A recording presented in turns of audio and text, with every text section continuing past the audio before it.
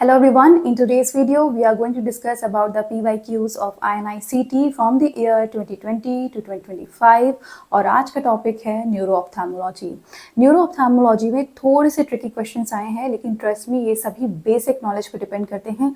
तो आज हम ये सारे क्वेश्चन डिस्कस करेंगे और आप सीख पाएंगे कि कैसे इन क्वेश्चंस को टैकल करना है। ओके, तो शुरू करते हैं। सबसे पहले आप देख सकते हैं यहाँ पर आपके स्क्रीन पर है, ये क्वेश्चन है अबाउट द ऑप्टिक न्यूराइटिस। तो ऑप्टिक न्यूराइटिस अभी रिसेंटली काफ़ी ज़्यादा पूछा जाने लग गया है। तो इसमें पूछा गया है which of the following statements is true about the optic neuritis. Okay, अब ये सारे ऑप्शंस को देखने से पहले हम थोड़ा सा ऑप्टिक न्यूराइटिस के बारे में जान लेंगे ना, तो आप आसानी से इस क्वेश्चन को कर पाएंगे। देखो, सबसे पहले तो जो इस पूरे स्लाइड्स में ना मैं बताती जाऊंगी जो क्वेश्चंस आपके आए हुए हैं। Okay, so types of optic neuritis जानना जरूरी है। कितने टाइप्स की होती है? 3 टाइप्स की होती है। उसमें सबसे पहले लिखा हुआ है रेट्रोबल्बर न्यूराइटिस, यानी कि आपकी जो आईबॉल है उसके पीछे रेट्रोबल्बर न्यूराइटिस होता है। इसका बहुत इंपॉर्टेंट फीचर है कि आपकी ऑप्टिक डिस्क जो होती है ना, that appears to be normal. Okay, normal दिखती है, एडल्ट्स में दिख रहा होता है, एंड ये सबसे ज़्यादा मल्टीपल स्क्लेरोसिस से एसोसिएटेड होती है। Optic neuritis is a demyelinating disease. Okay, demyelinating disease है। तो आपका जो एमएस होगा उसमें आपका रेट्रोबल्बर न्यूराइटिस बहुत कॉमनली देखने को मिलता है और इसमें ऑप्टिक डिस्क नॉर्मल होती है। ये आगे क्वेश्चन आया हुआ है। ओके, तो ये याद रखना है। नेक्स्ट है आपका पेपेलाइटिस। पेपेलाइटिस में आप यहाँ फिगर में देख सकते हो, ऑप्टिक डिस्क का जो हेड है, ऑप्टिक नर्व का जो हेड है, दैट इज अफेक्टेड। इसमें एडिमा हो जाता है and that is seen mostly in the children. Okay, then है आपका न्यूरोरेटिनाइटिस। न्यूरोरेटिनाइटिस में आप देखोगे डिस्क एडिमा भी दिख रहा है और यहाँ पे मैक्यूला के आसपास एक्सुडेट्स हैं। ये ना मैक्यूलर स्टार अपीयरेंस कहलाता है। इसमें optic nerve head and macula involve है and this is seen is in cat scratch disease, जो कि बार्टोनेला हैंसले करके है। तो ये भी न्यूरोरेटिनाइटिस की एक पिक्चर आपके माइंड में होनी चाहिए। ठीक है, आगे बढ़ते हैं। इटियोलॉजी, अब ये इतनी सारी इटियोलॉजी है, इसमें सारी याद करने की जरूरत नहीं है। ब्रॉड क्लासिफिकेशन आप याद कर सकते हैं, demyelinating, parainfectious, infectious and non infectious. ठीक है, अब उसमें से भी जो याद रखना है आपके लिए इंपॉर्टेंट है, डीमाइलिनेटिंग जो होती है ना, उसमें है मल्टीपल स्क्लेरोसिस। ओके, सबसे इंपॉर्टेंट। और आगे जो क्वेश्चंस आए हुए हैं अभी रिसेंट ईयर में, वो आए हैं इन 2 चीजों पर। वो है न्यूरोमाइलिटिस ऑप्टिका, जिसको हम डेविक डिजीज भी बोलते हैं, और है मॉग एंटीबॉडी डिसऑर्डर। इसके बारे में थोड़ा डिटेल में आगे बता दूंगी, पहले अभी बस एक नोट डाउन करके रख लीजिए। ये 3 आपको याद रखने हैं इसमें से। पैराइन्फेक्शंस में आपका एमएमआर, मीजल, मम्प्स, रूबेला, और यहाँ पर लिखा हुआ है इन्फेक्शियस में cat scratch disease and syphilis. ये आपको याद रखना है, cat scratch disease and syphilis. Okay, so अब इन नॉन इन्फेक्शियस में साइकोइडोसिस है, याद रहे तो बहुत अच्छी बात है। नहीं है तो ये 3 आपको याद रखने हैं और कैट स्क्रैच और सिफिलिस याद रखना है। ओके, बढ़ जाते हैं आगे। साइंस एंड सिम्टम्स, जिस पे आपके क्वेश्चन आया हुआ है, वो हो सकता है आगे भी जाके आए। इसमें क्या इंपॉर्टेंट है ना, देखो एज तो लिखी हुई है 18 to 45।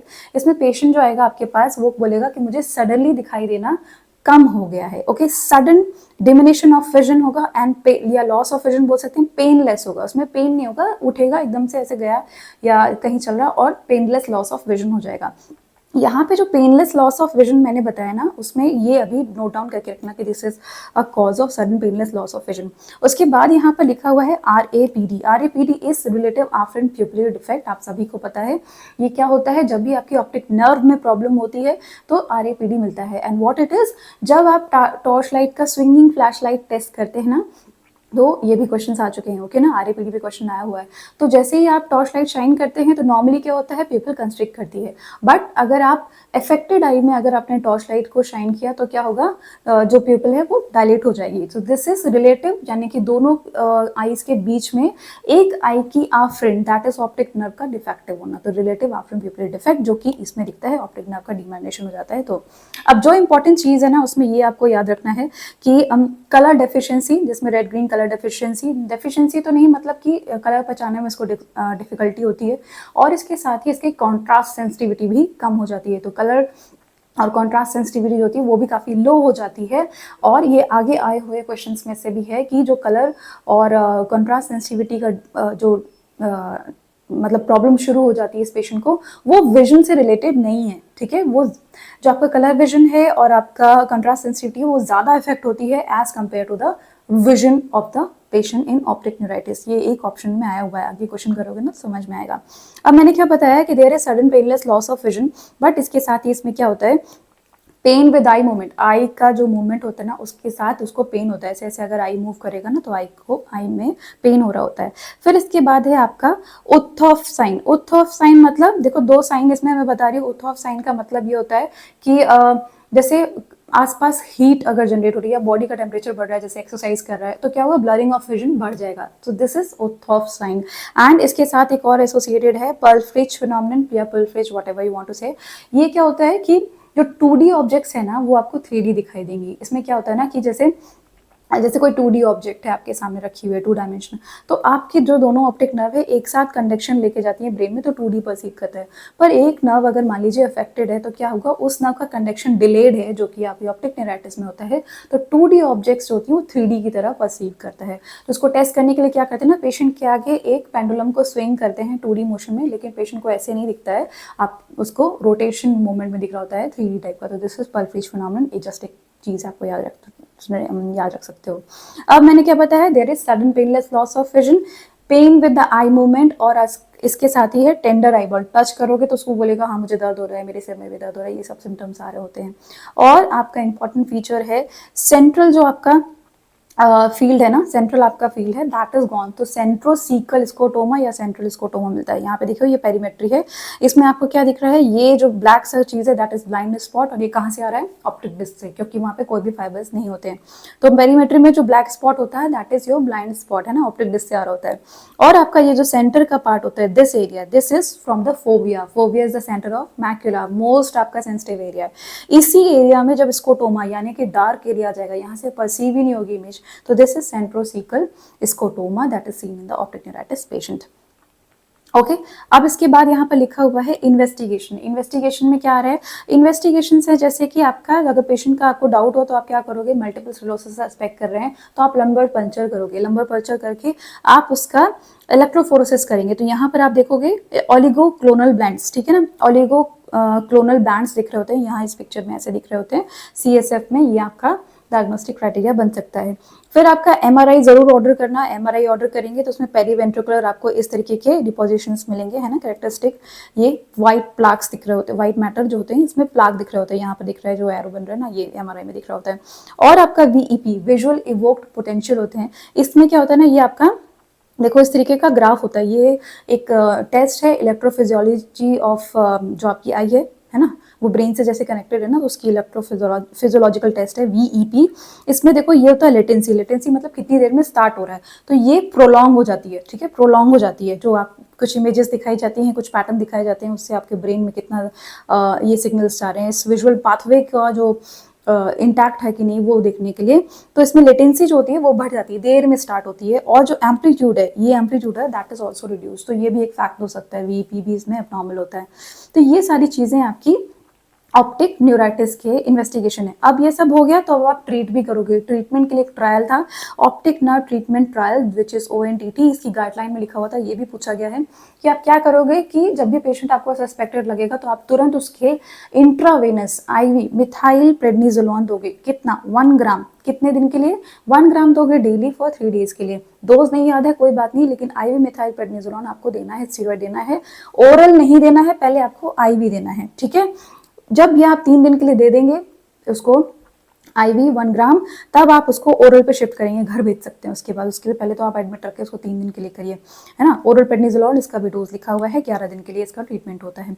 तो ये इंपॉर्टेंट है कि आपका आगे भी क्वेश्चन में है कि ओरल स्टेरॉइड देने चाहिए कि IV स्टेरॉइड देनी चाहिए। तो IV स्टेरॉइड पहले देने चाहिए, then we proceed to oral steroid. अच्छा, अब इसका ये फैक्ट है कि मैं एक बात बताती हूँ कि मल्टीपल स्क्लेरोसिस जो होते हैं ना, उसमें जो विजन लॉस हो रहा होता है वो अपने आप ही 2 वीक्स में रिकवर कर जाता है।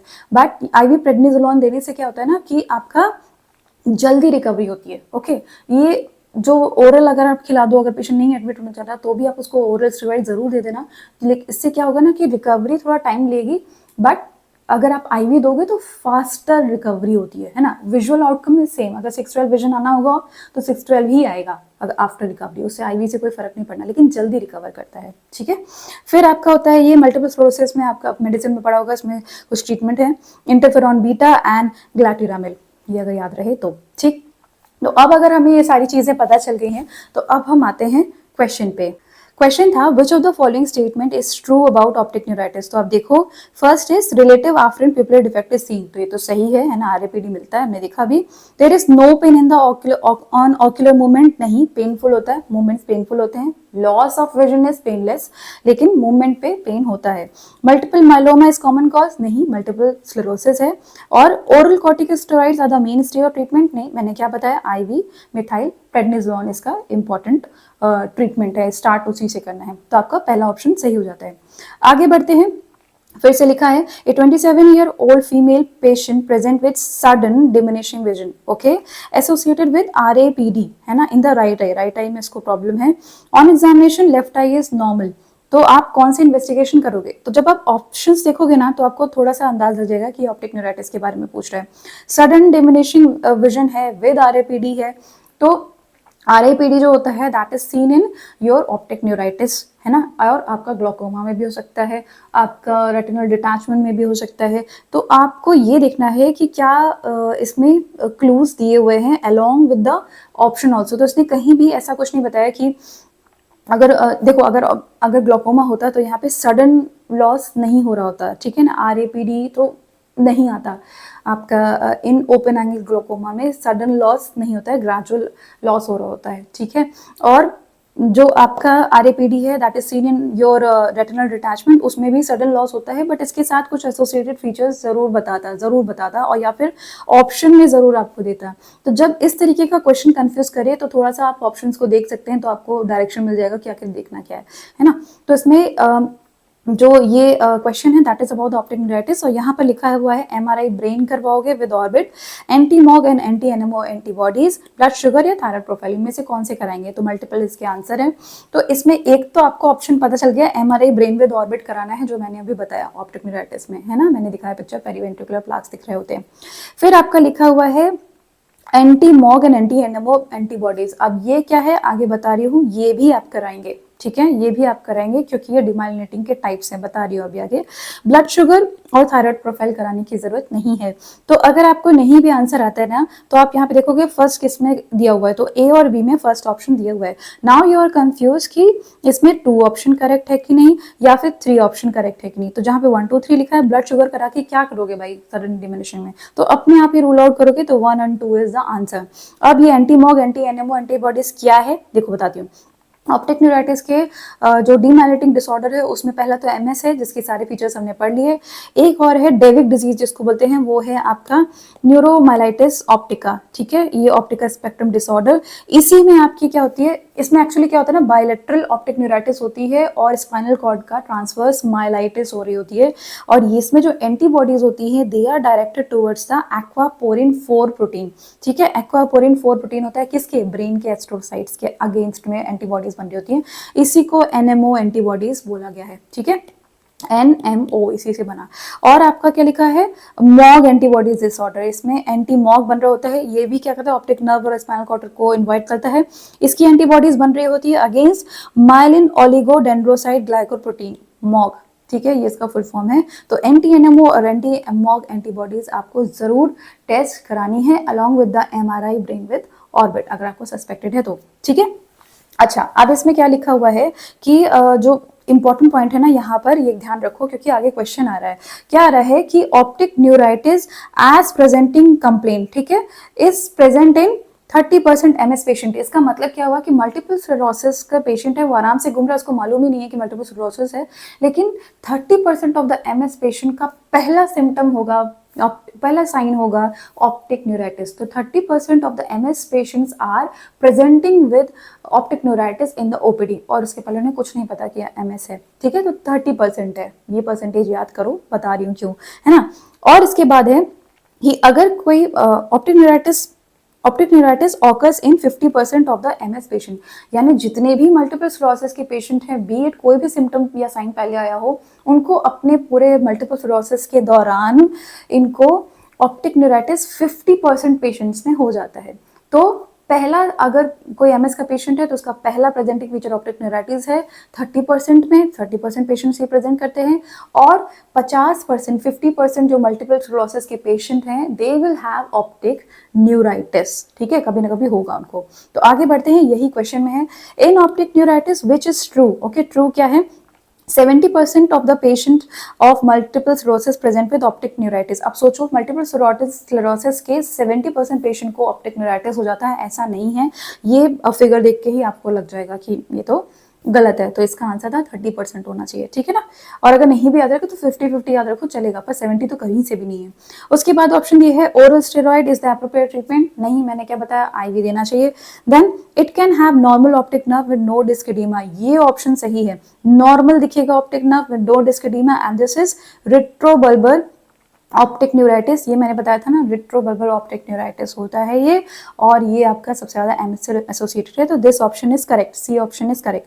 फिर लिखा है, colour vision and contrast sensitivity, जो मैं बात करी थी, are proportionally affected to the vision impairment. नहीं, ऐसा नहीं है, विजन जितना डिटोरिएट होगा उसकी प्रोपोर्शनल कलर विजन और कंट्रास्ट सेंसिटिविटी इफेक्ट नहीं होती है। कलर विजन, कंट्रास्ट सेंसिटिविटी बहुत ज्यादा इफेक्ट होती है आपकी ऑप्टिक न्यूराइटिस के पेशेंट में, ठीक है ना, विजन इतना ज्यादा नहीं गिरता है, तो थोड़ा सा आपको इसके बारे में ध्यान रखना है। इसलिए सिर्फ सी ऑप्शन करेक्ट है, यानी कि यहाँ पर डी लिखा है ओनली सी, है ना, ध्यान से देखना, ओनली सी, तो यहाँ सी मत लगा देना, D is only C. Okay, so this is about the optic neuritis. Okay, अब आगे चलते हैं, पता नहीं इनको क्या फेवरेट हो गया कुछ टाइम से, लेप्रेसी, ठीक है, लेप्रेसी के ऊपर 2 क्वेश्चन अभी आ चुके हैं, ऑलमोस्ट सिमिलर है, यहीं पे देख लेते हैं। 45-year old man presented with the lagophthalmos. Lagophthalmos मतलब आई को हम क्लोज नहीं कर पाते, inability to close the eye is lagophthalmos. Orbicularis oculi की पाल्सी, ठीक है, इस मसल की पाल्सी हो रही है, and loss of corneal sensation, sensation नहीं है कॉर्निया में। तो आप बताइए इस पेशेंट को है क्या, तो इसमें इतने सारे ऑप्शन लिखे हैं, इसका आंसर है माइकोबैक्टीरियम लेप्रे। बाकी जो बचे 3 ऑप्शन है ना, मैं बताती हूँ क्या है, पर पहले लेप्रेसी के बारे में पढ़ लो। लेप्रेसी में होता क्या है, 7th नर्व की पैरालिसिस हो रही होती है, इसलिए क्या होता है, आई लिड को हम क्लोज नहीं कर पा रहे होते हैं, ऑर्बिकुलरिस ओक्यूलाई चली गई तो हम आई को पूरा क्लोज नहीं कर पा रहे होते हैं, और लैग ऑप्थैल्मोस बोलते हैं उसको। इसकी वजह से क्या होता है, एक्सपोजर केराटाइटिस, जो भी आई क्लोज नहीं होगी उसमें एरिया खुला रहेगा, कॉर्निया का एरिया एक्सपोज रहेगा, that will lead to exposure keratitis and it will lead to corneal ulcer, धीरे धीरे अल्सर बनेगा एंड इवेंचुअली ओपेसिटी बन जाएगी, जो आप यहाँ पे देख सकते हो इस फिगर में। यहाँ पर अगर आप देखोगे तो ये देखो, ये पूरा ओपेसिटी यहाँ पर बन गई है, वेस्कुलराइजेशन स्टार्ट हो गया है, तो this is a case of leprosy. फिर है 5th नर्व भी आपकी डैमेज हो जाती है, 5th नर्व आपकी क्या करती है, सेंसेशन लेके जाती है कॉर्निया की, तो कॉर्निया में पूरा एनेस्थीसिया हो जाता है, ठीक है, कॉर्नियल एनेस्थीसिया हो जाता है। एक और इंपॉर्टेंट चीज है, हो सकता है कभी आगे पूछे, इसमें आइरिस पर्ल्स दिखते हैं, पर्ल्स की तरह दिखते हैं, देखो छोटा सा एसी में पड़ा हुआ है यहाँ पे, और ऐसे छोटे छोटे आइरिस के ऊपर ऐसे पर्ल्स डिपॉजिट होते हैं, they are also seen in the leprosy. Okay, तो अब बाकी जो ऑप्शंस लिखे हैं वो बता देती हूँ। उसमें है ऑन्कोसोरियासिस, तो वो क्या है, रिवर ब्लाइंडनेस कहलाती है, ये इंडिया में नहीं मिलती है, इसके कुछ फीचर्स अगर ऑप्शन में दिए होंगे तो वो होंगे, स्किन के लीजन्स आपको दिखेंगे, कॉर्नियल ओपेसिटी तो होगी ही, एक सबक्यूटेनियस नोड्यूल भी मेंशन होगा, और इस तरीके की कुछ फंडस पिक्चर, ये मुझे नहीं लगता कि ये पूछेंगे, ऑप्शन में थी इसलिए बता दी। ओके, अकैंथामीबा, आपको याद होगा कि आपने कॉर्निया में पढ़ा हुआ है, नीट पीजी में तो बहुत बार आ चुका है अकैंथामीबा, जो कॉन्टैक्ट लेंस का अल्सर से अल्सर हो जाते हैं, कॉन्टैक्ट लेंस को टैप वाटर में वॉश कर दिया, ये एक क्वेश्चन आया था नीट पीजी में, और उसके बाद उसने आई के ऊपर पहना हुआ है, तो अकैंथा या स्विमिंग पूल में गया है कॉन्टैक्ट लेंस पहन के, तो ये अमीबा जो होता है ना, दैट कॉजेज द केराटाइटिस, और इसमें बहुत ज़्यादा पेनफुल हो रहा होता है, इस पेशेंट को बहुत पेन होता है, इसमें रेडियल केराटाइटिस होती है, और आपका क्या होता है, ये अकैंथामीबा के बारे में थोड़ा सा पता होना चाहिए, है ना, इस तरीके की रिंग भी बढ़ रही होती है, वो कॉन्टैक्ट लेंस पहनता है ना, तो टैप वाटर कहीं मेंशन हो, स्विमिंग पूल मेंशन हो, कॉन्टैक्ट लेंस मेंशन हो, तो अकैंथामीबा होता है, इसमें कुछ भी लैग ऑप्थैल्मोस वगैरह नहीं हो रहा होता है। फिर आपका क्लैमाइडा ट्रैकोमैटिस है, तो क्लैमाइडा ट्रैकोमैटिस में आप ट्रैकोमा के बारे में जानते ही है ना, ABC जो इसके टाइप है वो ट्रैकोमा को लीड करते हैं, थोड़ा सा बता दिया मैंने क्योंकि लिखा हुआ है। D2K जो होता है वो कंजक्टिवाइटिस कॉज करता है, इंक्लूजन कंजक्टिवाइटिस, जो कि स्विमिंग पूल वाला होता है एडल्ट में, एंड न्यूनेट्स में तो ऑप्थेल्मिया नियोनेट्रम, ये भी ऑप्शंस में आया है इसलिए यहाँ पर बताया, तो ट्रैकोमा के बारे में आगे की स्लाइड में वहीं बता देती हूँ। तो आंसर इसका है लेप्रेसी, ठीक है। क्वेश्चन सिमिलर फिर से आया, इसमें आया कि कोई which of the following disease results in weakness of the LPS, ठीक है, LPS की वीकनिंग हो जाती है, corneal anaesthesia, lagophthalmos and ultimately blindness, तो फिर से इसका ऑप्शन है लेप्रेसी। बाकी में अगर आप देखोगे लाइम डिजीज कुछ भी नहीं है, बताती हूँ अभी क्या है, नहीं भी है ना तो अजीब सा ऑप्शन है, तो दिमाग ही नहीं लगाना। ऑप्थेल्मिया नियोनेट्रम आप जाते हो छोटे से बच्चे में, एनेस्थीसिया लेगोप्थाल्मोस। ऑप्थेल्मिया नियोनेट्रम आप पढ़ते भी हो, वो डिफरेंट है, बता देती हूँ पिक्चर्स क्या है। ट्रैकोमा में तो बिल्कुल नहीं होता है। तो देखो ये सारे ऑप्शन देख लो। लाइम डिजीज में क्या होता है ना, ये देखो ये एक टिक की वजह से हो रहा होता है, बोरेलिया बुर्गेर्डिफेरी, है ना, और इसमें आपके स्किन के लीजन मिल रहे हैं और ये एपिसिलराइटिस मिल रहा होता है, ये सब होता है लाइम डिजीज में। ठीक है। ऑप्थेल्मिया नियोनेट्रम आप जानते हो कि नियोनेट्रल के अगर कंजक्टिवाइटिस हो रहा है तो इस तरीके का पुरलेंट डिस्चार्ज आ रहा होता है, उसके मल्टीपल चीज़ें, मल्टीपल कॉजेज हैं, जिसमें से आपका ये सब जो क्लैमाइडिया हमने पढ़ा वो होता है, केमिकल हो सकता है, नीजेरिया, मतलब बहुत सारे कॉजेज है, इस तरीके की पिक्चर होगी। एंड ट्रकोमा में हमेशा से आप पढ़ते आ रहे हैं, फॉलिकल्स होते हैं, ठीक है, आर्स लाइन होती है, लिड में आपका एंट्रोपियन एक्ट्रोपियन हो जाता है, ठीक है, कॉर्निया में हर्बर्ट पिट्स हो जाते हैं। तो ये सब थोड़े से इंपॉर्टेंट फीचर है, इसमें से किसी में भी कहीं भी आपकी लैग ऑफ थैलमोस नहीं हो रहा होता है, कॉर्निया सेंसेशन इस तरीके से नहीं जा रहे होते हैं। तो क्लासिकली लेप्रेसी के ऊपर ये 2 क्वेश्चन आए हैं, आगे रिपीट हो सकते हैं, इसलिए बता दिया।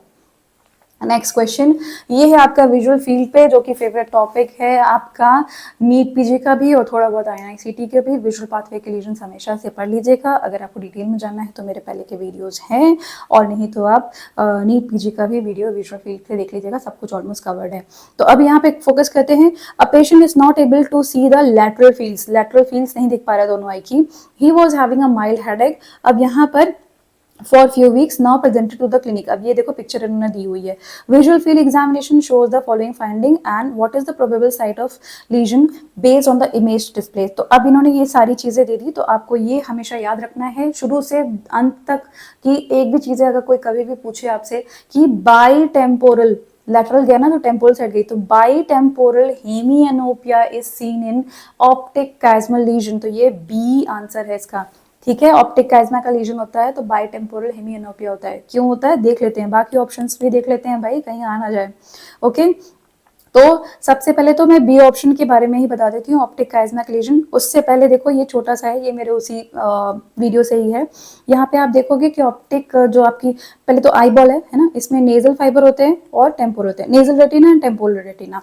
ठीक है, नेजल जो होते हैं वो आपके टेम्पोरल साइड को डिपिक्ट कर रहे होते हैं, टेम्पोरल वाला जो होता है वो नेजल साइड को डिपिक्ट कर रहा होता है ना, अपोजिट होती है फील्ड्स। नेजल फाइबर जो जो ओके चलो, टेम्पोरल फाइबर जो होते हैं, टेम्पोरल रेटिना से जो फाइबर आ रहे होते हैं, दे गो स्ट्रेट, ऐसे बिना क्रॉस किए निकल जाते हैं। लेकिन नेजल फाइबर ऐसे नहीं होते, वो अजीब से होते हैं। वो क्या करते हैं, नेजल फाइबर यहाँ से आते हैं, उसके बाद थोड़ा सा लूप बनाएंगे अपोजिट साइड में एंड देन दे गो, तो ये क्रॉस करते हैं। ओके, सो अब क्या होता है, दोनों ही नेजल फाइबर देखो यहाँ से आ रहे हैं नेजल फाइबर, ओके, और यहाँ से आ रहे हैं नेजल फाइबर। ऑप्टिक काइज्मा कहाँ है ये, तो जब ये दोनों ही फाइबर कट हो जाएंगे तो कहाँ की फील्ड चली जाएगी, ये यहाँ की जाएगी, इसकी टेम्पोरल जाएगी और इसकी टेम्पोरल जाएगी, तो ये फील्ड गई और ये फील्ड गई। So this is your optic chiasma lesion. अगर नेजल आपका दोनों फाइबर दोनों तरफ के चले गए तो बाई टेम्पोरल हेमिएनोपिया होता है, रट लेना उसको, बहुत इंपॉर्टेंट है। अब इसको हेडेक क्यों हो रहा है, इसके कॉजेज पूछे जा सकते हैं, तो पिट्यूटरी एडिनोमा हो सकता है या क्रेनियोफैरेंजियोमा हो सकता है। ठीक है, बहुत सारे कॉजेज होते हैं, तो इसमें से ये 2 इंपॉर्टेंट है। तो दिस इज बाई टेम्पोरल हेमिएनोपिया। अब बाकी जो चीजें जो इसमें लिखी हुई है वो भी पढ़ लेते हैं। देखो ये ऑप्टिक नर्व है, ऑप्टिक काइज्मा है, दिस इज ऑप्टिक ट्रैक। अब इसमें ना कई बार साइड्स का पूछा जाता है, तो हमेशा आपको एक साइड याद रख लेनी है, एक साइड, जैसे कि लेफ्ट साइड के लीजन ही याद करो, क्योंकि बुक में भी लेफ्ट साइड के ही लीजन्स आपके लिखे हुए हैं, तो लेफ्ट साइड के लीजन्स मैंने पढ़ाए भी हैं।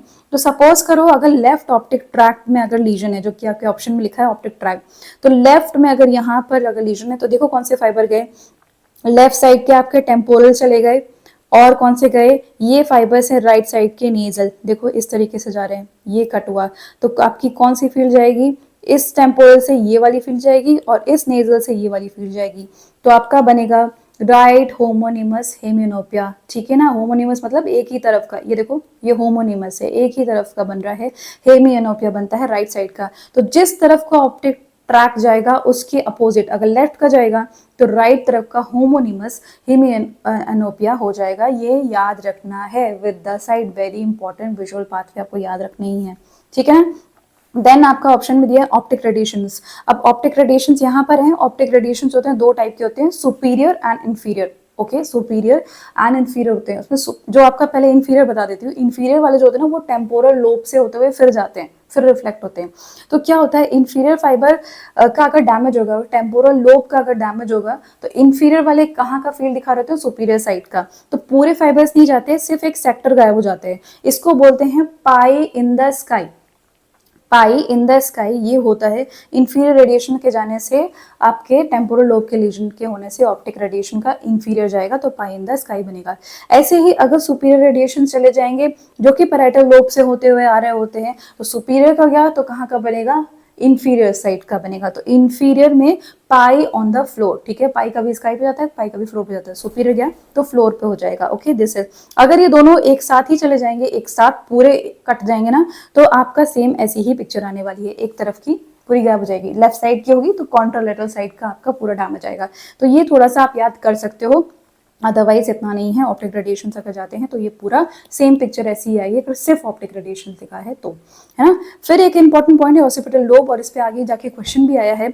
ऑसिपिटल लोब का लीजन जो होता है ना, इसमें कैसा मिलता है, हाफ ये जो है ना, ये तो जाएगा ही फील्ड, लेकिन मैक्यूला स्पेयर्ड रहेगा। देखो बीच में एक छोटी सी बिंदी छोड़ी हुई है, मैक्यूला स्पेयर्ड रहता है। वो क्यों, क्योंकि इसकी सप्लाई होती है by the middle cerebral artery. Occipital lobe जो सप्लाई होता है that is by posterior cerebral artery. आगे है ये बताती हूँ, लेकिन कभी ऐसी पिक्चर है तो आपको ध्यान रखना है कि ये ऑसिपिटल लोब का लीजन है। देखो आगे क्वेश्चन में आया हुआ है, identify the site of the lesion. अब इन्होंने ये बना दिया पेरीमेट्री, ठीक है, एक साइड की चली गई, ठीक है, एक साइड की चली गई, किस तरफ की गई हुई है, राइट आई इधर, राइट साइड की इधर भी गई है, राइट साइड की इधर गई है, आई तो लेफ्ट है लेकिन राइट साइड की चली गई। देखो right side of this side, तो दिस इज होमोनिमस हेमियोनोपिया, है ना। और इसमें देखो ये स्पेयर्ड है, दिस इज स्पेयर्ड, तो मैक्यूला स्पेयर्ड है, तो मैक्यूला स्पेयर्ड है तो किसका लीजन है, ये ऑसिपिटल लोब का लीजन है।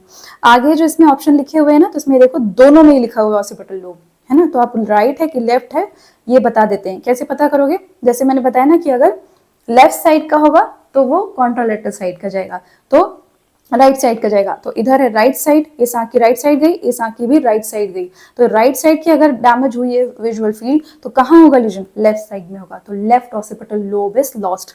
बाकी दोनों ऑप्शन भी बता देती हूँ। देखो यहाँ पर ऑसिपिटल लोब का लीजन का एक स्लाइड है, जो पोस्टीरियर सेरेब्रल आर्टरी है वो पूरे ऑसिपिटल लोब को सप्लाई कर रही होती है, इसलिए जब भी जाएगा तो पूरा ये हाफ फील्ड चला जाएगा, लेकिन मैक्यूला जो है वो बच जाएगा क्योंकि इसमें मिडिल सेरेब्रल आर्टरी की एक ब्रांच होती है that is supplying it. Okay, तो ऑसिपिटल टिप पर इसकी सप्लाई होती है, तो ऐसी पिक्चर ही आएगी। लेकिन अगर कभी हेड ट्रॉमा बिल्कुल टिप पर चोट आई तो आपका मैक्यूलर जो फाइबर्स है ना वो सबसे पहले चले जाएंगे, ऐसे छोटी सी बिंदी की तरह हाफ आपको दिखाई देगा, which is supplied by the MCA. तो ये ऑसिपिटल लोब के लीजन है। और जो आपका एक लिखा हुआ है लैटरल जेनिकुलेट बॉडी एंड आपका ऑप्टिक ट्रैक जो हमने पढ़ा हुआ है, तो ये ऑप्टिक ट्रैक का लीजन हो चाहे लैटरल जेनिकुलेट बॉडी का लीजन हो, आपका कॉन्ट्रालेटरल होमोनिमस हेमियोनोपिया आ जाएगा, यानी कि लेफ्ट का होगा तो राइट साइड का आ जाएगा। तो इसलिए ये पिक्चर होगी तो आपका लैटरल जेनिकुलेट बॉडी होता है, लेकिन उसने क्लू में यहीं पर दे दिया कि लेफ्ट ऑसिपिटल लोब या राइट ऑसिपिटल लोब, मतलब आंसर ही इसमें से है। तो आप अगर ये जानते हैं कि अगर लेफ्ट साइड का कट हो तो राइट साइड की फील्ड जाती है, आप यहाँ से राइट आराम से देख लोगे, राइट साइड है, देखे रहना आई कौन से लिखी हुई है, वैसे ऐसी ही लिखी रहती है, तो आप हमेशा उल्टा लिख देना, ठीक है, ईजी हो जाएगा। पाथवे पढ़ लेना, बहुत इंपॉर्टेंट है, ठीक है। इसके बाद क्वेश्चन है which part of the cortex is responsible for scanning the visual field. बहुत ही ज्यादा इजी से क्वेश्चन है, फ्रंटल जो होती है ना आपका frontal cortex that is important, तो इसका आंसर हो गया 1। तो फ्रंटल लाइव फील्ड भी होती है, ये 1 जो है ये लोब आपका विजुअल फील्ड से रिलेटेड है। नेक्स्ट पे चलते हैं। नेक्स्ट पे आ गया है, अब प्यूपल के ऊपर काफी पूछा गया है, ठीक है, प्यूपल बहुत इंपॉर्टेंट टॉपिक है, इसके ऊपर क्वेश्चंस घुमा घुमा के कहीं ना कहीं से पूछे जा रहे होते हैं। तो यहाँ पर देखो क्या लिखा हुआ है, ये क्वेश्चन मैंने ग्लोकोमा वाले टॉपिक में भी थोड़ा सा डिस्कस किया, यहाँ भी बता देती हूँ। Which of the following pupillary abnormalities is most likely to be observe in patient with primary open angle glaucoma. तो प्राइमरी ओपन एंगल ग्लोकोमा में क्या इन्वॉल्व है, ऑप्टिक नर्व इन्वॉल्व है, ठीक है। तो जब भी ऑप्टिक नर्व इन्वॉल्व होती है तो क्या आता है, RAPD, जैसे मैंने बताया that is relative afferent pupillary defect, और इसका दूसरा नाम है मार्कस गन प्यूपिल, यही आपके पहले ऑप्शन में लिखा हुआ है। तो ये जितने भी प्यूपिल हैं इनका एक बार रिवीजन कर लेते हैं। सबसे पहले RAPD के बारे में बता देते हैं। स्विंगिंग फ्लैशलाइट टेस्ट करोगे जब आपका प्यूपिल कंस्ट्रिक्ट करना चाहिए, जैसे लाइट यहाँ पर की तो ये कंस्ट्रिक्ट हो गया प्यूपिल, बट देखो इस आई में अगर हमने लाइट अगर शाइन की है तो प्यूपिल कंस्ट्रिक्ट नहीं हो रहा है, डायलेटेड पड़ा है। ऐसा क्यों हो रहा है, क्योंकि आपका जो पाथवे है उसमें ऑप्टिक नर्व का डैमेज है, तो आफ्रेंट ले ही नहीं जा रही है आपकी जो सिग्नल्स को, ठीक है। तो इसलिए आरएपीडी आ रहा है, which is known as Marcus Gunn pupil check by swinging flash light test. इसके ऊपर भी पहले क्वेश्चन आया हुआ है, आरएपीडी थोड़ा सा स्लाइड देख लेना, ओके। फिर आपका लिखा हुआ है Adie's tonic pupil. Adie's tonic pupil क्या है कि लाइट में पेशेंट बैठा हुआ है जैसे ये है, और इसका एक पीपल जो है वो पूरा ऐसे डायलेटेड पड़ा हुआ है, एनाइसोकोरिया इन लाइट, ऐसे इस तरीके से डायलेटेड है। तो ये एडीज टोनिक पीपल है। अब क्या हुआ ना, इसके लिए टेस्ट पूछे गए हैं कि फिक्स डायलेटेड पीपल अगर होगा तो क्या होगा। आगे क्वेश्चन आ रहा है, बता देती हूँ। उसमें से एक टॉपिक एरिस्टोनिक पीपल भी होता है। तो एरिस्टोनिक पीपल में ना कभी कभी टेंडन रिफ्लेक्सेस जो होते हैं वो भी सप्रेस दिख रहे होते हैं। बट अभी फोकस करते हैं एनाइसोकोरिया इन लाइट, जिसमें लिखा है कि एरिस्टोनिक पीपल लाइट में, पीपल लाइट को कोई रिएक्शन आ ही नहीं रहा है, ठीक है, रिएक्शन हो ही नहीं रहा है उसमें। तो आप कैसे चेक करोगे, सबसे पहले तो छोटा सा रिविजन कर लेते हैं आपके लाइट पाथवे का। आपने टॉर्च लाइट शाइन की, कहाँ से जा रहा होता है, ऑप्टिक नर्व से गया, ऑप्टिक नर्व से जाता है कहाँ, आपके प्री टेक्टल न्यूक्लियस पे पहले जा रहा होता है, प्री टेक्टल न्यूक्लियस से जाता है दोनों तरफ के एडिंगर वेस्टफाल न्यूक्लियस को, एडिंगर वेस्टफाल न्यूक्लियस कहाँ से होते हुए जाता है, थर्ड नर्व से, थर्ड नर्व यानी ऑक्यूलोमोटर नर्व, ये रिले करते हैं सिलियरी गैंग्लियन में, और सिलियरी गैंग्लियन से रिले होने के बाद it supplies the sphincter pupillae by the short ciliary nerve. Sphincter pupillae अगर पैरालाइज हो जाएगी तो प्यूपल डायलेट पड़ी रहेगी, ठीक है। तो ये एडिस्टोनिक प्यूपल जो है ना वो पोस्ट गैंग्लियोनिक पाथवे को, पोस्ट गैंग्लियोनिक पैरासिम्पैथेटिक का लीजन हो जाता है यहाँ पे। तो इसमें क्या होता है ना कि जब भी ऐसा होगा कि पोस्ट गैंग्लियोनिक पैरासिम्पैथेटिक का लीजन होगा, तो आपने पढ़ा होगा कि जब भी फार्मा में पोस्ट गैंग्लियोनिक लीजन होते हैं तो डीनर्वेशन हाइपर सेंसिटिविटी हो जाती है। इसका मतलब है जो साइनेप्सिस में जो रिसेप्टर है ना वो बहुत ज़्यादा सेंसिटिव हो जाते हैं, वो इंक्रीज हो जाते हैं, ठीक है। तो वो क्या करेंगे, थोड़ा ही अगर कोई ड्रग होगा, थोड़ा ही कंसंट्रेशन में होगा, डाइल्यूटेड कंसंट्रेशन में होगा, उसके लिए बहुत ज़्यादा रिएक्शन आ रहा होता है। और बस यही आपका बन जाता है to test this, to diagnose this patient. आप क्या करोगे, पाइलोकार्पिन जो कि पीपल को कंस्ट्रिक्ट करती है उसका एकदम हल्का सा, जिसको बोलते हैं ना 0.1% ही लेके आई में इंस्टॉल कर दोगे, पीपल कंस्ट्रिक्ट हो जाएगी, and that is showing denervation hypersensitivity and this is seen in Adie's tonic pupil. अब इसके बारे में ना मैंने काफ़ी ज़्यादा अभी जो रिवीजन वीडियोस में मेंबरशिप सेक्शन में डालती रहती हूँ, उसको ज़रूर आप देखते रहा करिए। आप ज्वाइन कर सकते हैं मेंबरशिप, बहुत ही छोटे सा, बहुत ही ऐसा कॉस्ट मैंने रखा हुआ है, आप आराम से उसमें रिवीजन कर सकते हैं जल्दी जल्दी क्विक रिवाइज करने के लिए। उसमें एक चार्ट और एक वीडियो भी मैंने पोस्ट किया हुआ है, उसी से है ये, आप आसानी से क्वेश्चन कर लेंगे। तो ये है एरिस्टोनिक पीपल।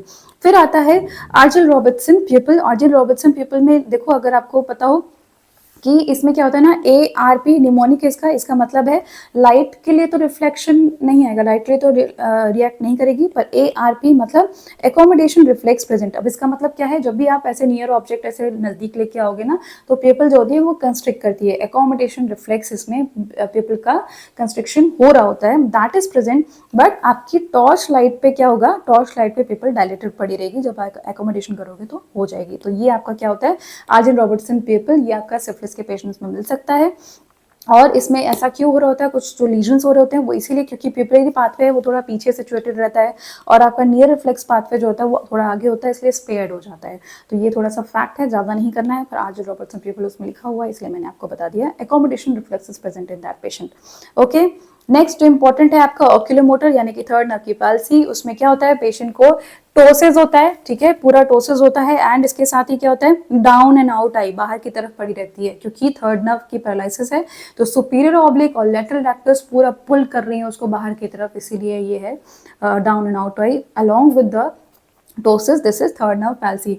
अब इसमें अगर आपका प्यूपिल भी डायलेटेड है तो ये इमरजेंसी बन जाता है, ओके, थर्ड नर्व की पैल्सी। और अगर देखो इस प्यूपिल को बोलते हैं हचिंसन प्यूपिल, कब, जब ब्रेन के हर्निएशन से कंप्रेशन हो रहा होता है ना, थर्ड नर्व का जो ट्रॉमा के केसेस में मोस्टली हो रहा होता है, तो आपका ये होता है हचिंसन प्यूपिल, जो कि थर्ड नर्व की पैरालिसिस में मिलता है, ठीक है। ये सारे प्यूपिल आपके ऑप्शन में थे तो थोड़ा सा ये जानना जरूरी है, ओके। अब देखो फिर ये क्वेश्चन है, which of the following helps to differentiate a fix dilated pupil. Fix dilated pupil है, लाइट में ऐसे पड़ा हुआ है। तो अभी हमने क्या डिस्कस किया कि आप पाइलोकार्पिन अगर डालोगे ना एडिस्टोनिक पीपल में, जो कि बिल्कुल ही आपकी डायल्यूटेड फॉर्म में है, तो रिएक्शन आ जाएगा। तो अब ये इतने सारे जो यहाँ पे ड्रग्स लिखे हैं ना, इनके बारे में हम यहाँ पर देख लेते हैं कि जैसे क्या ऑप्शंस में है, तो इसमें 1% पाइलोकार्पिन एंड 0.1 पाइलोकार्पिन को ही यूज करेंगे। अब इसमें जो आगे चार्ट है मैं उसमें बता दे रही हूँ, देखो कैसे। ये देखो यहाँ पे लिखा है सबसे पहले डायलेटेड पीपल है, ये उसी वीडियो से ही है, आप जाके देख सकते हैं, 5 मिनट का वीडियो है मुश्किल से। पाइलोकार्पिन 0.125% ये जो होता है ना, इसमें डायलेटेड आई में डाला, अगर कंस्ट्रिक्शन हो गया इसका मतलब है डीनर्वेशन हाइपर सेंसिटिविटी है and this is Adie's tonic pupil. अगर कंस्ट्रिक्शन नहीं आया है तो हम क्या करेंगे, पाइलोकार्पिन का डोज नहीं कंसंट्रेशन बढ़ा देंगे विच इज 1%। ओके, तब भी अगर जो प्यूपल है जो डायलेटेड थी वो कंस्ट्रिक्ट हो गई तो आपका थर्ड नर्व पैल्सी हो सकता है। थर्ड नर्व पैल्सी हो सकता है अगर 1% स्ट्रॉन्गर पाइलोकार्पिन से रिएक्ट हो गया तो, ठीक है। इसके साथ ही और भी फीचर्स मिलेंगे थर्ड नर्व पैल्सी के, ठीक है। बट इसके बाद भी मतलब स्ट्रॉन्गर पाइलोकार्पिन के बाद भी अगर पीपल डायलेटेड ही रहता है तो इसका मतलब है पेशेंट ने अपनी आईज में कोई ड्रग को इंस्टिल किया है, फार्माकोलॉजिकल मैड्रेसिस बोलते हैं, जो कि आपकी हो सकती है एट्रोपिन हो सकती है या फिर फिनाइलेफ्रिन है। कई बार पेशेंट बताते नहीं और पेशेंट जब ओपीडी में आते हैं तो हम लोग परेशान रहते हैं कि अरे इसको क्या हो गया, ठीक है। तो ये 3 कॉजेज आपको याद रखने हैं कि ये फिक्स डायलेटेड पीपल को डायग्नोसिस करने में आपकी 2 ड्रग्स हैं जो इंपॉर्टेंट है, एक ही एक्चुअली डिफरेंट कंसंट्रेशन, पाइलोकार्पिन जिसका 1.1% है और 1% है। तो यही आपके ऑप्शन में लिखा हुआ है बी एंड सी, ये आंसर आपका करेक्ट है। अभी जो फिनाइलेफ्रिन, कोकीन और एपिनेफ्रिन है ना, ये आपके हॉर्नर सिंड्रोम का डायग्नोसिस बनाने के लिए जरूरी है, तो उसका थोड़ा सा आइडिया आप ले लेंगे, आगे है बताती हूँ। देखो अब क्वेश्चन आ ही गया, क्वेश्चन था a patient with miosis, ptosis and anhidrosis presented to clinic which structure is most likely compressed in such a scenario. तो अगर आपने ये ट्रायड पता होगा तो आप आसानी से बता दोगे कि ये तो हॉर्नर सिंड्रोम की बात हो रही है। तो मियोसिस होता है, टोसिस होता है, एनहाइड्रोसिस होता है, और फिर आपको इसमें ऑप्शन ढूंढने में कोई दिक्कत नहीं होगी। तो हॉर्नर सिंड्रोम जो होता है that is a lesion of sympathetic pathway. तो एब्ड्यूसेंस नर्व और वेगस नर्व तो बिल्कुल ही कट हो गई है, बिल्कुल आंसर नहीं है। अब इसमें देखो सिंपैथेटिक के 2 ऑप्शन लिखे हैं, बिल्कुल स्ट्रेट अवे अगर आंसर आपका दिमाग चल गया तो this is a cervical sympathetic chain. अब इन्होंने कंफ्यूज करने के लिए internal carotid artery with sympathetic plexus लिखा हुआ है, तो आप अगर थोड़ा सा कंसेप्ट बना लोगे ना तो आपको ये आसानी से याद हो जाएगा। सिंपैथेटिक पाथवे देख लेते हैं कैसा होता है। सबसे पहले तो पोस्टीरियर हाइपोथैलेमस से ये पूरा डिसेंड करते हुए नीचे आता है, ठीक है, फर्स्ट ऑर्डर कहाँ तक, C8 to T2 तक आता है, यहाँ के स्पाइनल सेंटर तक आता है। यहाँ से सेकेंड ऑर्डर न्यूरॉन निकलते हैं, ये आपकी बन रही है सिंपैथेटिक चेन। ओके, ये है सुपीरियर सर्वाइकल गैंग्लियन में आके रिले करते हैं, एंड देन यहाँ से जो पाथवे जा रहा होता है ये इंटरनल कैरोटिड आर्टरी को फॉलो करता है and it goes to the किसको, डायलेटर प्यूपिले को जाता है, dilator pupillae via the long ciliary nerve. तो इसमें आपका जो लीजन है इसमें कहीं भी हो सकता है, तो इसके लीजन से मिलेगा क्या, क्योंकि डायलेटर पीपल इन्वॉल्व है तो क्या होता है, मियोसिस हो जाता है, मियोसिस होता है यानी कि पीपल कंस्ट्रिक्ट हो जाती है। और आपका टोसिस क्यों होता है, टोसिस इसलिए होता है क्योंकि ये मुलर्स मसल को सप्लाई करता है। टोसिस 2 वजह से हो सकता है, या तो आपकी एलपीएस जो होती है उसमें डिफेक्ट हो जाए, that is supplied by third nerve, ठीक है, अगर उसमें प्रॉब्लम हो तो फुल टोसिस होती है। लेकिन अगर माइल्ड टोसिस होती है ना, जैसे यहाँ पर देखो इस वाले पिक्चर में ये माइल्ड टोसिस हो रही है इस बेबी में, ये है Muller's muscle, this is supplied by the sympathetic plexus. तो आपका क्या होता है सिंपैथेटिक पाथवे, तो आपका मियोसिस है, देखो इस पेशेंट में मियोसिस है और टोसिस है, और इसके साथ ही एनहाइड्रोसिस, मतलब उसको पसीना नहीं आएगा, उस साइड में उसको पसीना नहीं आएगा, एनहाइड्रोसिस हो जाता है। तो इसीलिए ये ट्रायड आपका यहाँ पर बना हुआ है। और ये जो एनहाइड्रोसिस वाली बात है ना वो यहाँ पे इंपॉर्टेंट इसीलिए हो जाती है क्योंकि जो इसके फाइबर्स होते हैं ना वो सुपीरियर जो सर्वाइकल गैंग्लियन है ना यहीं से निकल जाते हैं, ठीक है। ये मेरा वीडियो था हॉर्नर सिंड्रोम का, आप देख सकते हो उसको भी जाके, उसमें भी सब कुछ डिस्कस्ड है ऑलरेडी। तो इसमें जो फाइबर्स है ना वो सुपीरियर सर्वाइकल गैंग्लियन से निकल जाते हैं, यानी कि यहाँ से ही निकल जाते हैं। जो अगर कोई भी लीजन होगा ना अगर वो यहाँ पर होगा, लाइक सुपीरियर सिंपैथेटिक चेन में होगा, सॉरी सर्वाइकल सिंपैथेटिक चेन में होगा तो एनहाइड्रोसिस होगा। लेकिन अगर कोई लीजन इसके बियॉन्ड यानी आईसीए के पास में होगा तो आपका एनहाइड्रोसिस नहीं मिलेगा, meiosis and ptosis will be found but anhidrosis नहीं मिलेगा। अब ये थोड़ा कॉम्प्लिकेटेड है, हायर लेवल पे और ज्यादा हो सकता है कि फेस और फोरहेड की अलग अलग होती है, बट अभी आपके लेवल पे यही याद रखना है कि सिंपैथेटिक चेन का अगर लीजन हुआ या फिर यहाँ से लेकर के आपका ये यहाँ से लेकर के फर्स्ट ऑर्डर सेकंड ऑर्डर तक हुआ तो आपका एनहाइड्रोसिस मिलेगा, अदरवाइज आईसीए के लीजन होने पे एनहाइड्रोसिस नहीं मिलेगा। याद रख लो, मे भी कहीं से कंफ्यूजन ना क्रिएट करें, इनका कोई भरोसा नहीं है, ठीक है ना। तो बट ये कॉम्प्लिकेट करते हैं, अगर थोड़ा सा कंसेप्ट पता होता है बच्चे को तो आराम से कर सकता है। ओके, अब ये थोड़ा सा जो पिछले वाले में पूछा गया है फिनाइलेफ्रिन वगैरह, ये है क्या चीज एक्चुअली डायग्नोसिस बनाने के लिए, कॉम्प्लिकेटेड है, सिंपल फैक्ट है, जल्दी से बता देती हूँ। अगर आपको सस्पेक्ट हो रहा है कि इस पेशेंट को हॉर्नर सिंड्रोम है, एप्राक्लोनिडिन लेके आओ। ओके, एप्राक्लोनिडिन लेके आप पेशेंट की आई में डालो। ये देखो, ये कंस्ट्रक्टिव थी, ये क्या हो जाएगी, डायलेट हो जाएगी। इसमें क्या होता है, रिवर्सल ऑफ साइन। क्यों हो रहा होता है, क्योंकि अल्फा 1 रिसेप्टर्स का अप रेगुलेशन हो रहा होता है, अप रेगुलेशन है, तो ये डीनर्वेशन हाइपरसेंसिटिविटी है। इससे आपका थोड़ा सा कंफर्म हो जाता है कि ये तो हॉर्नर सिंड्रोम हो सकता है। ऐसे ही कोकेन से भी करते हैं, लेकिन इसको मैंने ऑप्शन में नहीं इंक्लूड किया है, बट क्योंकि वो यूज ही नहीं करते। एप्राक्लोनिडिन भी कहाँ मिलता है इंडिया में, बट स्टिल हॉर्नर सिंड्रोम हम मोस्टली क्लिनिकली ही डायग्नोज करते हैं। बट ये याद रखने के लिए आपको बता दिया, एप्राक्लोनिडिन टेस्ट किया जाता है फॉर हॉर्नर सिंड्रोम। ओके, अब ये पता करना है कि प्री गैंग्लियोनिक है कि पोस्ट गैंग्लियोनिक है इन योर हॉर्नर सिंड्रोम। तो उसमें क्या करेंगे, पोस्ट गैंग्लियोनिक में फिनाइलेफ्रिन 1% डालते हैं, डीनर्वेशन हाइपरसेंसिटिविटी हो जाती है, तो क्या होता है, पेपल डायलेट हो जाता है। इसमें डायलेट हो जाएगा क्योंकि क्या है, स्फिंक्टर सॉरी डायलेक्टर प्यूपिले की डैमेज है, तो पीपल कंस्ट्रिक्टेड रहता है, हमें डायलेट करना है पीपल को। तो फिनाइलेफ्रिन 1% से डीनर्वेशन हाइपरसेंसिटिविटी, पीपल डायलेट हो गया। और हाइड्रोक्सी एम्फेटामिन 1% यूज करेंगे, ये सभी 1% है, देखो 1% 1% 1% है ना। तो हाइड्रोक्सी एम्फेटामिन ये क्या होता है, आपका रिलीज करवाता है नॉन एड्रेनालिन को, लेकिन जब पोस्ट गैंग्लियोनिक लीजन है तो रिलीज होगा ही नहीं, इसलिए पीपल डायलेट नहीं होता। अब अगर कंफ्यूजन हो रहा है ना, तो थोड़ा सा डरना नहीं इस चीज से, बस थोड़े से ये नाम याद कर लो, एप्राक्लोनिडिन, कोकेन, फिनाइलेफ्रिन, हाइड्रोक्सीएम्फेटामिन, ये यूज किए जाते हैं हॉर्नर सिंड्रोम में। इंपॉर्टेंट है कि हॉर्नर सिंड्रोम होता क्या है और उसका थोड़ा सा पाथवे याद कर लो कि एनाइड्रोसिस क्यों हो रहा होता है। ठीक है, अब आ रहा है वेरी इंपॉर्टेंट क्वेश्चन, जो कि 1-2 बार रिपीट हो गया और मुझे लग रहा है फिर से ये दे सकते हैं आपके एग्जाम में। What is the diagnosis based on the eye movement shown. ठीक है, तब यहाँ पे अगर आप देखोगे ये शोन क्या शोन किया, देखो इसमें क्या हो रहा है, पेशेंट का प्राइमरी गेज में स्ट्रेट है, when he looks towards the left side everything is fine, बाएं तरफ देख रहा है, लेफ्ट तरफ एकदम ठीक है। लेकिन अगर राइट तरफ देख रहा है तो क्या हो रहा है, इसकी ये वाली आई तो मूव ही नहीं कर रही है, लेफ्ट आई मूव नहीं कर रही है, एडक्ट नहीं हो रही है, और इसमें निस्टैग्मस आ रहा है, राइट आई में निस्टैग्मस आ रहा है। तो ये आपका क्या फीचर है, ये क्लासिकल फीचर है इंटरन्यूक्लियर ऑप्थेल्मोप्लेजिया का। ठीक है, इसके ऊपर पूरा वीडियो है, आप समझ सकते हो, उसको जाके एक बार देख लेना, फास्ट फॉरवर्ड करके देख लेना, फटाफट से रिवाइज हो जाएगा। यहाँ पर भी बता देती हूँ क्या है। ये सारे ऑप्शन जो आगे लिखे हुए ना, थर्ड नर्व नहीं है, रूल आउट कर ही सकते हो, थर्ड नर्व नहीं है, डाउन एंड आउट आई होता है, टोसिस होता है, कुछ बताता है, तो सिर्फ मीडियल क्यों रिस्ट्रिक्ट होता है ना, मीडियल रिस्ट्रिक्ट नहीं होता, एलिवेशन डिप्रेशन सब कुछ जा रहा होता है, हाँ है ना। तो आपका थर्ड नर्व पैल्सी नहीं है। हॉरिजॉन्टल गेज पाल्सी में ऐसा नहीं होता है, इसमें क्या होता है, आई हॉरिजॉन्टल गेज पाल्सी मतलब एक तरफ, चाहे वो राइट देखे चाहे लेफ्ट देखे, किसी भी एक तरफ आई बॉल मूव ही नहीं करेगी, ऐसे प्राइमरी गेज में ही रहेगी। जैसे अगर मेरा राइट मुझे देखना हो तो राइट देखूंगी नहीं, ना ये वाली आई मूव करेगी ना ये वाली, this is horizontal gauge palsy. तो ये भी नहीं है। इंटरन्यूक्लियर ऑप्थेल्मोप्लेजिया है, ये जो है इंटरन्यूक्लियर ऑप्थेल्मोप्लेजिया मल्टीपल टाइम्स पूछा जा चुका है, अभी बताती हूँ क्या है इसका डिटेल। थायराइड आई डिजीज में ऐसा नहीं होता है, ठीक है, इस तरीके का नहीं होता है कि मीडियल रेक्टस बस इन्वॉल्व हो जाए, उसमें सबसे पहले इंफीरियर रेक्टस और सारी कुछ इन्वॉल्व होती है, और फीचर्स भी होते हैं। तो हमारा रूल आउट करके भी ये ऑप्शन बन सकता है। देखो यहाँ पर क्या है, सबसे पहले इस पाथवे को समझने के लिए, इस लीजन को समझने के लिए इसका जो सुप्रान्यूक्लियर पाथवे उसको पता होना चाहिए। यहाँ पे है ये राइट साइड में, ठीक है, जिस साइड का लीजन है, क्योंकि कई बार ये अब ये लीजन पूछ सकते हैं किस तरफ का है, तो किस तरफ का लीजन हुआ होगा। तो देखो बहुत आसान है, मेरे उसी वीडियो से ही है सब कुछ। ये है राइट साइड का पीपीआरएफ, पीपीआरएफ मतलब पैरामीडियन पॉन्टाइन रेटिकुलर फॉर्मेशन, वहां से सिग्नल आता है सिक्स नर्व को, सिक्स नर्व को बोलता है कि तुम अपने साइड की लेटरल लेक्टस को कंस्ट्रिक्ट करो, ठीक है। तो सेम साइड की ये लेटरल लेक्टस को कंस्ट्रिक्ट कर देती है। लेकिन अगर हमें लेटरल लेक्टस को कंस्ट्रिक्ट करना है, राइट साइड की लेटरल लेक्टस अगर इधर देखेगी तो लेफ्ट साइड की मीडियल रेक्टस भी चलनी चाहिए ना, मीडियल भी कंस्ट्रक्ट होनी चाहिए। तो सिक्स नर्व क्या करेगी, क्रॉस करेगी, यहाँ से सिग्नल भेजेगी किसको, मीडियल लॉन्गिट्यूडनल बंडल को, एमएलएफ को, ये है इंटर न्यूरॉन यानी कि थर्ड नर्व को, ये दो न्यूक्लियस है, इसके बीच में ये पाथवे है, ये है MLF and this is inter nuclear pathway.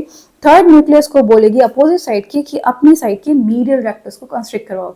तो राइट साइड की सिक्स नर्व और लेफ्ट साइड की थर्ड नर्व, इन दोनों के बीच में जो कनेक्शन है विच इज एमएलएफ, यही है आपका इंटरन्यूक्लियर जो पाथवे है ना। और इसी में अगर डैमेज हो जाएगा तो आपका प्रॉब्लम शुरू होगी। तो प्रॉब्लम कैसे शुरू होगी, देखो इसमें यहाँ पर क्या हो रहा है, ये डायग्राम है और यही आपका क्वेश्चन में था। इसमें क्या हो रहा है, पीपीआरएफ ने सिक्स नर्व को बोला कि चलो अपना कंस्ट्रिक्ट कराओ अपने साइड का, तो लेटरल लेक्टस कंस्ट्रिक्ट हो गया भाई, वो हो गया, वो बाहर कंस्ट्रिक्ट कर गया।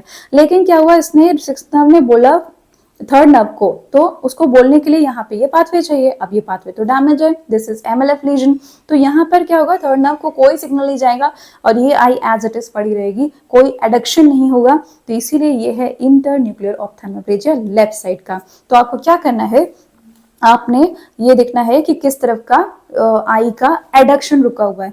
तो इस क्वेश्चन में लेफ्ट आई का एडक्शन रुका हुआ था, है ना, यहाँ एडक्शन नहीं हो रहा था, और पेशेंट का एबडक्शन निस्टैग्मस था राइट साइड में। जब वो राइट साइड देख रहा है तो एबडक्शन निस्टैग्मस वो क्यों हो रहा है, क्योंकि ना दोनों तरफ सिग्नल बराबर जाता है। जब मीडियल रेक्टस कंस्ट्रिक्ट नहीं करेगी तो लैटरल रेक्टस की तरफ और ज्यादा इनर्वेशन जा रहा होता है, दोनों में सिमिलर जाता है ना, इनर्वेशन होता है हेरिंग्स लॉ के थ्रू। लेटरल रेक्टस अगर कॉन्ट्रैक्ट होगी तो ठीक है, लेकिन उतने इनर्वेशन से मीडियल रेक्टस कॉन्स्ट्रिक्ट नहीं कर रही है तो ब्रेन और ज्यादा एमआर को सिग्नल्स भेजेगा मीडियल रेक्टस को, और वही सिग्नल आपके ज्यादा सिग्नल्स लेटरल रेक्टस में भी जाएंगे, इसलिए उसमें ट्रैमर होता है, इसलिए वो निस्टैग्मस होती है।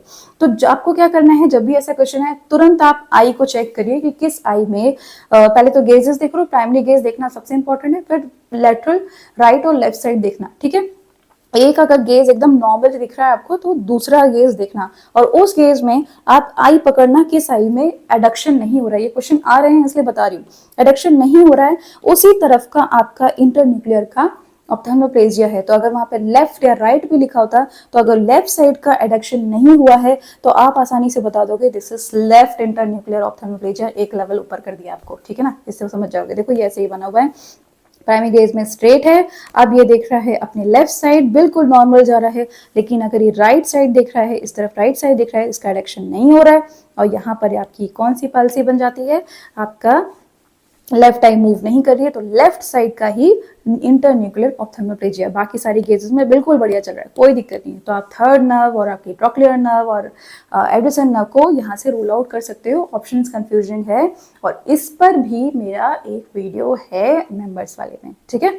तो यहाँ पे ये थोड़ा कंफ्यूजिंग हो सकता है, इंपॉर्टेंट है, कई बार रिवाइज करना इस चीज को, एग्जाम से जाने से पहले भी ये भूल जाता है। ओके चलो, अब ये ऑलमोस्ट क्वेश्चन हो चुके हैं, एक दो स्लाइड्स और बाकी है। इसमें क्या है ना कि कुछ 2019 के एक आध क्वेश्चन थे वो मैंने बता दिए। वो ये क्या है कि यहाँ पे एक इमेज दिखाई गई, इस तरीके से ये इमेज दिखाई गई, ये एक्चुअली आरएपीडी की इमेज है ना। ये देखो यहाँ पे कंस्ट्रक्शन लाइट से हो रहा है यहाँ पर, लेकिन इसमें जब लाइट अगर इसमें लाइट शाइन की गई तो इस वाले पिक्चर में आपकी जो राइट आई है उसमें कंस्ट्रक्शन नहीं हो रहा है, तो ये आपका क्या बन जाता है, RAPD, ठीक है, स्विंगिंग फ्लैश लाइट टेस्ट को दिखाया गया है। सो दिस इज, इसमें ऑप्शंस पूछे गए, तो ये था आपका ऑप्शन था आर्जन रॉबर्टसन पीपल, नहीं ऐसा नहीं होता है। बोथ आईज आर एबनॉर्मल, ये भी नहीं है। The vision is normal in the right I, right I में नॉर्मल कैसे हो सकता है, अगर उसमें RAPD आ रहा है तो ऑप्टिक नर्व का डैमेज हुआ होगा। And this is seen in optic neuritis, हमने पढ़ा अभी RAPD होता है ऑप्टिक न्यूराइटिस में।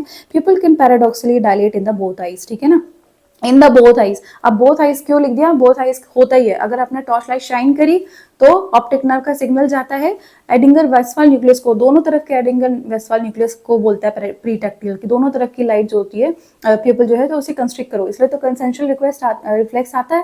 लेकिन अगर इस तरफ की ऑप्टिक नर्व भी डैमेज होगी तो कोई सिग्नल जाएगा ही नहीं, ना ये वाली आई कंस्ट्रिक्ट करेगी ना ये वाली आई कंस्ट्रिक्ट करेगी, इसलिए RAPD इज आपका दोनों ही आई डायलेट नहीं हो रही होती है विद द प्यूपिल, पर हम देख रहे होते हैं इस आई को, इसलिए हमें ये लगता है कि अरे ये तो इस आई में रिफ्लेक्शन ही नहीं है या रिएक्शन ही नहीं है, तो ये सही आंसर हो जाएगा। ऐसे ही इसमें एक क्वेश्चन आया था, causes for expanding blind spot, जो पेरीमेट्री उसमें ब्लाइंड स्पॉट बढ़ता चला जाता है, उसके सारे कॉजेस हैं एक्सेप्ट, तो इसमें एक्सेप्ट में आ जाएगा हाइपोप्लेजिया ऑफ ऑप्टिक डिस्क। जब ऑप्टिक डिस्क छोटी हो जाएगी तो इनलार्जमेंट क्यों होगा ना, blind spot is form by optic disc. तो सभी ऑप्शन बाकी करेक्ट हैं, POAG भी करेक्ट है, disc oedema and medullated nerve fibre. POAG के आपके फील्ड इफेक्ट्स काफी इंपॉर्टेंट है, ये मैंने डिस्कस किए हुए हैं आपके ग्लोकोम वाले वीडियो में, ठीक है। तो ये कुछ क्वेश्चन था। अब इसमें जो अजीब से दो क्वेश्चन आए हुए हैं उनके बारे में बता देती हूँ। देखो, oculocephalic reflex assesses the integrity of which of the following. अब ये है क्या ऑक्यूलोसेफेलिक रिफ्लेक्स, अब ये सारे ऑप्शन इसमें हम बाद में आते हैं। ये है क्या, सडनली पेशेंट बैठा हुआ है, आप ICU वगैरह में भी करते हैं, बच्चों में भी देखते हैं ये, कि जैसे आपने ब्रेन ऐसे पकड़ा हुआ है पेशेंट को और सडनली आप क्या करोगे, ऐसे टर्न कर दोगे इस तरीके से। अब देखो मेरी आईज भी क्या हो रही है, कैमरा पे फिक्स है, पेशेंट जो है नोज की तरफ देख रहा होता है या एग्जामिनर की तरफ देख रहा होता है, तो क्या था, जैसे ही मेरा हेड टर्न करेगा तो फिक्स करने के लिए आई बॉल मूव करती है अपोजिट साइड में। This is oculocephalic reflex. तो ये किस पाथवे को देख रही होती है, ये देख रही होती है आपके तीन उनको कैसे देखो, जैसे ही होगा यहाँ पर पाथवे बनाया है, ये थोड़ा सा कॉम्प्लिकेटेड लग सकता है पर है नहीं। क्या होता है, हेड जैसे ही टिल्ट किया राइट की तरफ, ऐसे राइट की तरफ टिल्ट किया, तो क्या होता है, सेमी सर्कुलर कैनाल्स का जो फ्लूइड है ना वो मूव करता है, और ये किसको सिग्नल भेजता है, एट्थ नर्व के न्यूक्लियस को सिग्नल भेजता है कि कुछ हुआ आपकी बॉडी में। ठीक है, आपका बैलेंस बनाओ, है ना, आपके जो ईयर है वही तो बैलेंस बनाते हैं। तो क्या करना है, ये एट्थ नर्व की तरफ सबसे पहले इसने सिग्नल भेजा। एट्थ नर्व ने किसको कॉल किया, इसने बोला कि एब्डोसेंस न्यूक्लियस को, अपने सिक्स नर्व को बोला कि लैटरल एक्टस को कंस्ट्रिक्ट करो। तो जिधर का हेड ऐसे टर्न किया तो उसने उसको बोला कंस्ट्रिक्ट करो, तो ये क्या करेगा, सिक्स नर्व जल्दी से लैटरल एक्टस को कंस्ट्रिक्ट कराएगा। ओके, और सिक्स नर्व ने हमने अभी पढ़ा कि क्या करता है, थर्ड नर्व को भी बोलता है अपोजिट साइड को कि मीडियल एक्टस को कंस्ट्रिक्ट करो ताकि आपको कॉन्जुगेट मूवमेंट हो सके। तो सबसे पहले एट नर्व ने सिग्नल भेजा सिक्स नर्व को एंड देन थर्ड नर्व को, तो 863 ये तीनों आपस में मिलके काम कर रहे होते हैं, और ये आपका सीक्वेंस इसी तरीके से होता है, और यही है आपका आंसर। तो इसमें क्या लिखा हुआ है कि A C D जो लास्ट ऑप्शन है, third six and eight. Okay ना, तो ये आपका ऑप्शन करेक्ट हो जाता है ऑक्यूलोसेफेलिक रिफ्लेक्स का। अब इसी से आगे इन्होंने पूछा हुआ है कि वेस्टिबुलो ऑक्यूलर रिफ्लेक्स जो सेम ऑक्यूलोसेफेलिक रिफ्लेक्स है, is seen to stabilise the image on the retina when the head moves. सीधी सी बात है ना, इमेज को हम फिक्स करने के लिए इस तरीके से करते हैं, चाहे अप एंड डाउन करें चाहे कैसे भी करें, स्टेबल रखने के लिए यूज किया जाता है। तो इन्होंने एक स्टेप आगे पूछा, what is the gain of VOR। Gain मतलब आई वेलोसिटी अपॉन हेड वेलोसिटी। तो सिंपल सी बात है, जितना हेड मूव करेगा उतना आई मूव करेगी, तो ये क्या होगा, रेशियो बन जाएगा 1, तो यहाँ पे आंसर हो जाएगा 1। Okay, so I velocity and head velocity equal होती है एंड अपोजिट होती है। दिस इज योर वेस्टिबुलो ऑक्यूलोसेफेलिक जो रिफ्लेक्स है उसको हम बोल सकते हैं। ठीक है, तो ये कुछ क्वेश्चंस थे जो कि थोड़े से ट्रिकी है और सभी प्यूपिल और पाथवे और इन सब पे पूछे गए हैं। तो आप बेसिक चीज़ें अगर याद कर लोगे तो आप न्यूरो की चीज़ें आराम से कर सकते हैं। तो अभी इसी के साथ मैंने सोचा था स्क्विंट को भी कंबाइन कर दूंगी, पर थोड़ा सा वीडियो लॉन्ग हो गया है और काफ़ी ज़्यादा इंफॉर्मेशन आपके ब्रेन में फीड की गई है, तो थोड़ा सा रिवाइज करोगे and then I will put up the video of squint, जिसमें सिमिलर तरीके के क्वेश्चन पूछे गए हैं, ज़्यादा नहीं पूछे गए हैं। उसमें कंफ्यूजन वहीं से आता है बच्चों, जब आपकी नर्व पैरालिसिस स्टार्ट होती है। तो आपको नर्व पैरालिसिस में ऑक्यूलोमोटर नर्व, इंटरन्यूक्लियर ऑप्थेल्मोप्लेजिया आपको याद होनी चाहिए, एंड लैटरल रेक्टस पाल्सी जो अभी मैं आगे स्क्विंट में डिस्कस करूंगी। तो ये हमेशा याद कर लेना, आज की वीडियो में जो भी डिस्कस हुआ है फटाफट से जल्दी से नोट्स में रिवाइज करते चले जाना। इसका मैं PDF जरूर दूंगी जैसे ये सारे वीडियोज अपलोड हो जाएंगे, और आप जल्दी से अपलोड करूंगी। आई नो मैं काफ़ी लेट हो गई हूँ, but don't worry, within 10 days I will try to complete all the important questions that you will be facing in the examination. So आपकी स्क्रीन पे आ रहा है ये सारा जितना भी डिटेल्स है मेरा, आपको कोई डाउट्स हो तो आप पूछ सकते हैं। मिलते हैं हम नेक्स्ट वीडियो में, आज के लिए बहुत बहुत thank you and keep studying, all the very best.